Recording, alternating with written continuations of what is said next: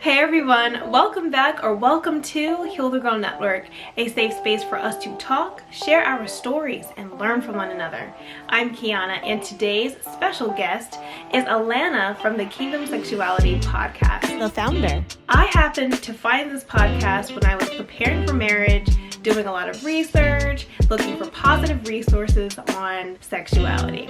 My husband and I waited until marriage, so we were embarking on new territory and we wanted all the knowledge. The Kingdom Sexuality Podcast celebrated God's design for sex and equips you with knowledge, and I was empowered. I truly enjoyed listening to the podcast. They're so transparent and knowledgeable. Everyone has a different introduction to sex, but I truly believe that these conversations should start at home. And although my parents did a great job of educating on this topic, there were also outside interferences, friends with their own experiences, stories, and it started to plant a seed of fear within me. So I'm excited to talk with Alana about kingdom sexuality because this topic is not often talked about within the Christian community. It's often on the hush-hush, but it really shouldn't be, so we can understand our bodies and understand God's perfect and beautiful design for sexuality. This is the first time I'm talking about this topic on this platform, but I knew that if I could use more insight on this topic, that many of you could probably use it as well. So let's meet Alana. Hey Alana, welcome to the Girl Network. Thank you. Yes, I'm so happy to have you. This is going to be very insightful. I think this topic of kingdom sexuality is important to talk about. But before we get into the juice of kingdom sexuality, we want to get to know you a little bit more. And at Heal the Girl, for one, we love shoes, but we also love to take a walk in people's shoes. We come from all different walks of life, so we want to get to know you better. Let's take a walk in Alana's shoes.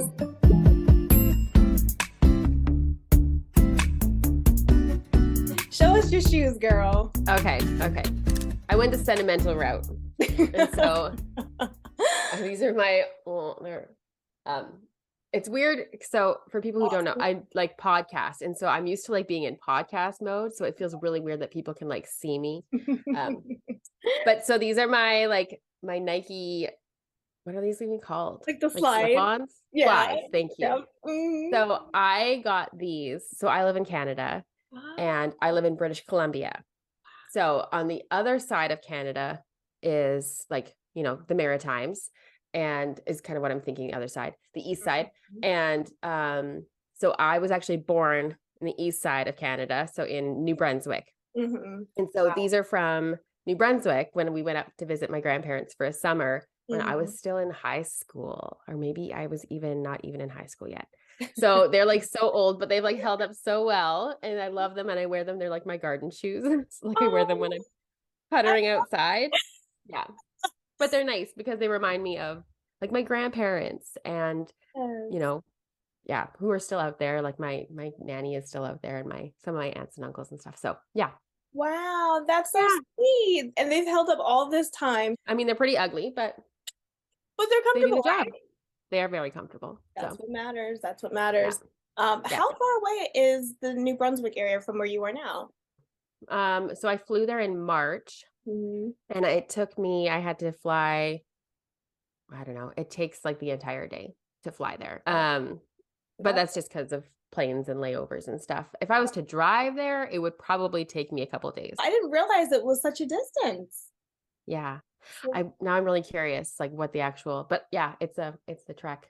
Wow. So those are sentimental. Hold on to them as long as you can. I know.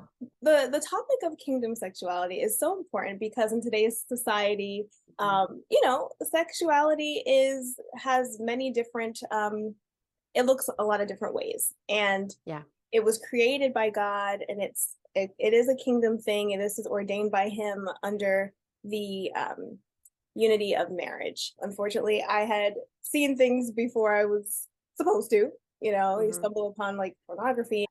And as you get older, you understand God's design was not intended for it to be anything other than pure and beautiful. And anything that's not that, we learn to get rid of and change your perspective on. So can you tell me your introduction to sexuality and how it became a ministry? Yeah. So back in 2019, I had my first baby. I had my son, Theo. And in that season of time where you can't be intimate afterwards because everything's healing and all that good stuff, pushing out a giant baby.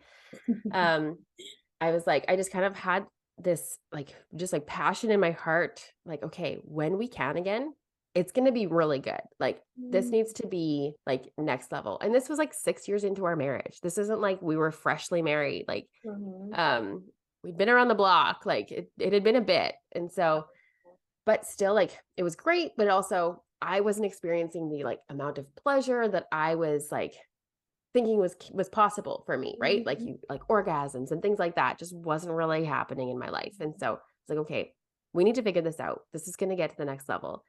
And so in that season, I'm like a sponge and I'm soaking up resources and I'm trying to find Christian resources, like for where I'm at in this stage. And it was really difficult to find some. Like there was, and now that I'm in it, I feel like there's a lot.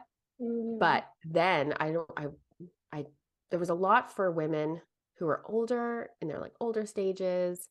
But none were, it was just the questions I had and I didn't know where to go with them.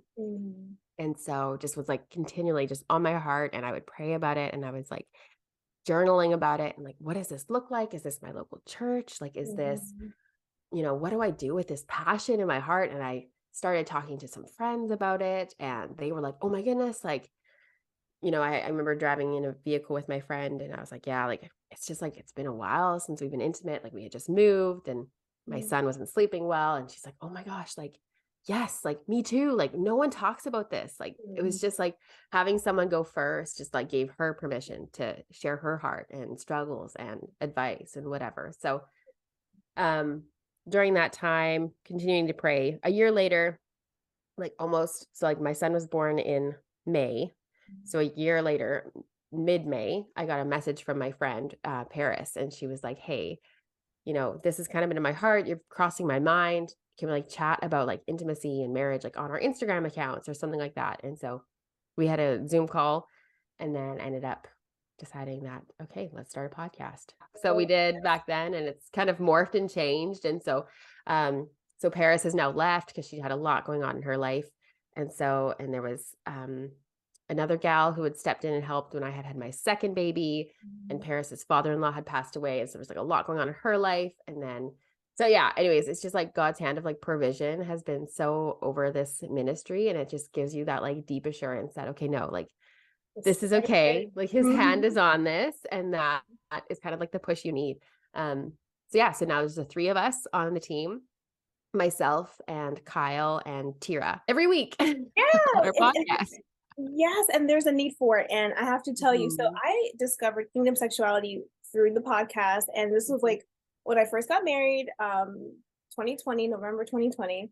And, sex was like, okay, this is something we have to do now. And, we waited until marriage and all of that. So it was kind of like, the big, hurrah of marriage, so to speak. And I really, I guess, wasn't as educated like I could have been. And I realized, wow, I'm more nervous. I'm more anxious about this. This is more intimidating to me than beautiful, like it's supposed to be. Yeah. So can you tell me, like, I feel like amongst those in the church, it's kind of like a hush-hush topic. What are your thoughts about that? Was it something that you kind of like grew up just understanding? Were you afraid of it? For me personally, I think it was, so I grew up in a very kind of conservative town. Like, no liquor stores. There was like the shops closed on Sundays, like super whatever, right? And so I think just a part of that, it was no one talked about this stuff. Like there wasn't even sex ed in school. Like it was just, no one talks about it. If you're in school long enough to go to Bio 30, you have those conversations. But so I think the church for sure was not having these conversations, which leaves you feeling like you don't know anything. And so if the church is not stepping up and having these conversations with, even starting off, young adults, youth groups, things like that, culture is going to swoop in and take these kids and feed them everything. Exactly. And so not only that, like, it's going to feed them things that are not necessarily true. Like, you get into marriage and you think you're going to have it all the time because you see it in the movies, like, oh, she's going to orgasm right away and blah, blah, blah. And you get into it and you're like, how come this isn't nearly as easy as it is on TV? Or like, when you see those, like, oh, and then they just roll over and go to bed, and right, it's like so not realistic at all. Right. And so I think if the church was to step up, but I feel like we already know, like, in so many areas, the church is kind of years behind, it seems like. And so we really need to be stepping up and having these conversations earlier. Because they're often just in silent mode, or it goes the other way. And then they're just, and I don't know if this is still happening, but where then they go instead and then are pushing like a purity culture sort of narrative. Yeah. And let's talk about that too, because I think maybe for me, purity culture played a role in my headspace about sex upon marriage and everything. And my parents, I think they did a pretty good job of educating me, but I also just kind of had that mindset of, ew, I'm not going to talk about this until, I'm older or whatever. Like, I didn't hear them talking about it. I turned off my mind to it, but yet I was curious at the same time. Yeah. So like you said, it really does matter getting the right information, or else culture will infiltrate that. And I had a mixture of both. Let's talk about purity culture. What is your definition of purity culture, and how does that affect us today? Yeah. So to me, if I think of purity culture, it's when like churches are kind of pushing like abstinence, right? Essentially, to abstaining from having sex before marriage, which in and of itself is like a really good thing. So their heart was in the right place, but it just ended up being really damaging because there was such a strong emphasis on being pure, right? Whether you were or you're not, right? And so if you happen to slip up, you're dating someone and things go too far, you're like, oh my gosh, this like incredible amount of shame washes over you. You're like, I'm not pure anymore. Right. And so there's just this really like you're damaged goods. Like, I don't know. I heard other people talk about the like how churches, you go to these like youth retreats and whatever, and they pass a rose around the whole audience. And it's like, this is what happens if you just give yourself away to everybody. And then they show the rose at the end and it's like broken and falling apart. And it's like, and now this is like useless and it's, has no worth. And right. Like such damaging like narratives that they're putting in these kids' brains. And then, so they're carrying this huge amount of shame that, sex is wrong, sex is dirty, sex is bad. And then you do get married and you're like, hold on, how is this just supposed to flip in my brain to think that this is beautiful and this is what God's designed for me and this is supposed to be passionate and fun, when you've been told all your life you need to stuff these feelings, don't look down there, don't touch down there, don't anything.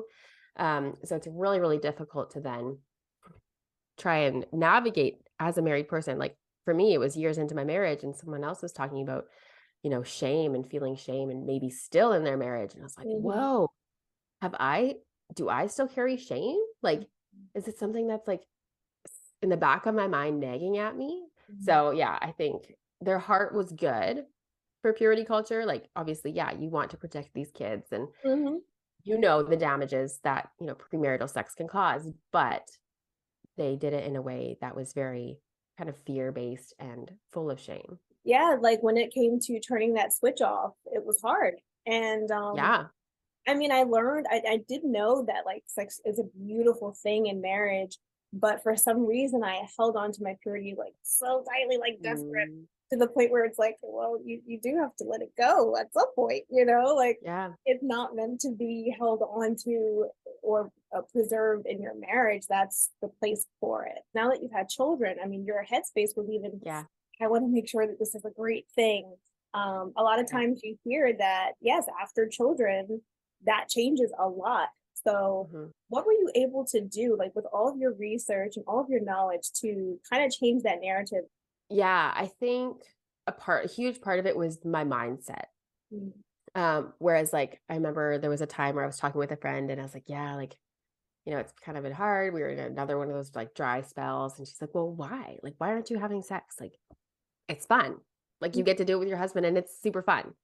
And it was just kind of that wake up call. It's like, oh yeah. Like I didn't really have people in my life who were like, this is awesome. You should do it. Like telling you, like reminding you that God loves us and this is a good thing and this is a fun thing. And so it was just, I think that was a huge part of it, was like switching my mindset. No, okay, like this is a fun thing. And if it's not, how can we change this up? And so I think it also requires a lot of conversations. And so it was during that time that my husband and I were like, okay, so what's the deal? How are we feeling about things? Like scale 1 to 10, where are things at? And then having those harder conversations too, where, what are we going to do? And how are we going to make this better? So, yeah, you're right. It definitely is a mental thing. And changing your perspective first is like the first step to take. And like you said, the conversations too, they're not always easy to have, but they're worth having. And I mean, you guys like on your page, it's just like a celebration, which I love because again, everybody hasn't had that perspective of sexuality being really a beautiful thing, and to have friends that even encourage you to be to stay active and to do that is such a blessing. And I'm even learning through my marriage. We're in our 3rd year. I'm still learning all of those areas. So your podcast has been very helpful. What would you say to the newlyweds, those who are about to partake in this beautiful thing, but have fear? I would say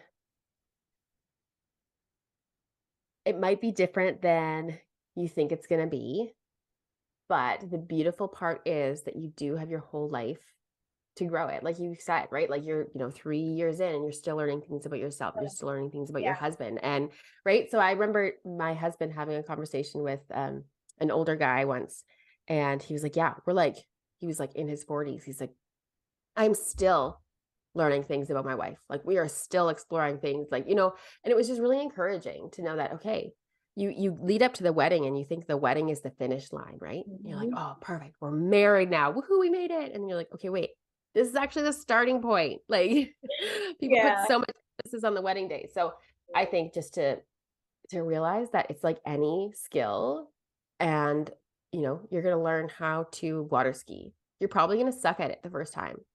Like, and that's okay. Yeah. People put so much emphasis on their honeymoon, like this honeymoon sex and like your first time, and like awesome. And God is so in that. But it's going to be clunky. It might be awkward. And that's just a part of the process. And so I think remembering that too, and like having those conversations early on in your marriage is going to be huge. So things like, what are we going to do if I want sex and you don't? What's our plan? Or vice versa, right? Like just laying those foundations now. Obviously you do it in a place where it's not like you just had sex or you want sex. Like it's like you're making sure it's in a neutral place. You're going for a walk. It's a good time. Are you happy with the frequency? How can we adjust this? And I think just normalizing those conversations early on is also really helpful. A lot of times people will brush it under, they'll put under the rug and stuff because they just don't want to ruffle feathers within their marriage. But I say open up the can of worms. I mean, just have the conversations, because that's where truth flows and freedom flows. So I totally agree with you there. And what would you say about the fear, like the stigma surrounding the fear? When I was getting ready to get married, I remember I looked up a lot of stories, and the stories added to my fear. I didn't see as much positivity about the first time. Right. In fact, it was pretty bad. So we have to undo that stigma. What are your Yeah, for sure. And I think oftentimes when we think of those times, like we think of just any sort of sexual encounter in our marriage, whether you are married or you're engaged or whatever, we often leave God out of it. Like we think he sees everything in our life except when we go in the bedroom. And like that part he doesn't see, and that part he doesn't care about. And that part is not where his heart is. Mm-hmm. But really, I think when you realize that God has this like deep desire for you to have a thriving, beautiful, passionate sex life, I think that is a part of the, okay, like we can like peel back the layers of fear and realize like, okay, no, like God designed this to be good. He wants this to be enjoyable. And I think you can even just be praying over your sex life and your marriage. Like, okay, Lord, like how can we make this really good for us? And like, who are the mentors we need in our lives to be pouring into us? What resources can we find? You know, how can we invest in our marriage to set ourselves up for success? You know, before you get married, you are, you know, you try not to cross the lines, and everything is, you just, the passion is there. You like feel this inner tension, right? And I feel like the enemy just is so smart in the sense that, you know, he's trying to like get you down, get you to feel shame. Mm-hmm. And then you get married and you're like, oh, suddenly I don't really want this as much, or it's difficult and this is hard. And there's this like more shame. And so I think just to realize that, you know, spiritual warfare is happening, right? So you need to be covering yourself, covering your marriage, like in the armor of God, to make sure that, you know, you're protected on every side. And so I think having the conversations with each other, and if there is fear, you know, talk about it beforehand. Feel like, hey, I'm really unsure. Like, what are we going to do? Like, how are we going to navigate this? Are we even going to have sex on our wedding night? You know, let's take it really slow. I know, like we've done a bunch of episodes on like the really practical stuff, like bring a bunch of lube with you, like things like that, where it's like, okay, the basics of like how it's going to be. And maybe it's going to be amazing, and that's amazing. And maybe it's going to be a little bit clunky, but that's okay. Like, Right. You have all the time to learn it. And your podcast, for all of you listening, the podcast is so on point. It's so informative, so fun. And you all just make it such a like, you take away the taboo. Like it's like, hey, this is freedom. We can talk about this. It's okay. Which I love about your podcast, and I will continue to listen to it. I still listen to it. It's awesome. Really, it's great. And I just commend you for taking that step to talk about this. It's one of those things that like, oh, you know, a lot of people feel like it's so touchy, like don't talk about it. But if we don't talk about it, we won't learn, you know, we don't know, you know, you don't fully understand. Even when it comes to the anatomy, like you said, it's so important. Like that you kind of, you know, before you get married, I would say definitely know the anatomy. Get a mirror down there. Look around. Like, how are you gonna know? Like, even still, we did an episode where, so Kyle on the team, he is a massage therapist. So he is really interested in anatomy, because that's, you know, kind of his job is like with a registered massage therapist. And so he was talking about stuff in that episode, and I was like, holy moly, I don't know my own anatomy. Like, it's bizarre. But and I think, like you mentioned, I think even when you think about the whole church thing and the kind of the lack of where that's being talked about, I think honestly a part of it is starting in homes too, right? Like, what are we teaching our kids? And then once we get married, you know, are we talking about this as a couple? Are we talking with our friends about it, and making sure, like, as married people now who are in this, are we chatting with our friends so that they feel equipped and like they feel like they can talk to us and like bring their questions? But it's the part of being the first one to start that can be really tricky. And so if you're not having your conversations with your friends, like someone's waiting for those conversations to happen. Right. But someone just needs to start the conversation. Yeah, that's why I say you're brave. You really are. You're brave. I mean, there's like such liberation on your page.